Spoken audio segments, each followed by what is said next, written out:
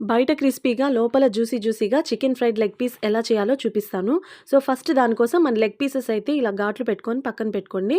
అలాగే ఒక బౌల్ తీసుకొని కొంచెం పసుపు, ఒక 2 టీ స్పూన్లు కారం, ఒక టీ స్పూన్ ధనియాల పొడి, చికెన్ కబాబ్ మసాలా వేసానండి. ఖచ్చితంగా ఇది వేస్తేనే బావుంటుంది. అలాగే గరం మసాలా ఒక హాఫ్ లెమన్ వేసుకోండి.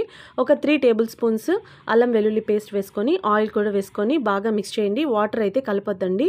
అలాగే మనం పక్కన పెట్టుకున్న లెగ్ పీసెస్‌కి అన్నీ కూడా మసాలా అంతా బాగా పట్టేలాగా కలుపుకోవాలి. తర్వాత కట్ చేసుకున్న పచ్చిమిర్చి, కొంచెం కరివేపాకు, సాల్ట్ వేసుకొని మళ్ళీ మిక్స్ చేసుకోండి.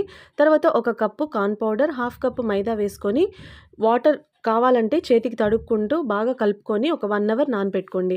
అలాగే నానిన తర్వాత ఒక బాండిల్ తీసుకొని అందులో ఆయిల్ మునిగేలాగా వేసుకోకుండా జస్ట్ మన చేపల ఫ్రై ఎలా చేసుకుంటామో ఆ విధంగా కొంచెం ఆయిల్ వేసుకొని 2 సైడ్స్ బాగా రోస్ట్ చేసుకోవాలి. అంతే, చికెన్ లెగ్ పీస్ ఫ్రై అనేది రెడీ అయిపోయింది.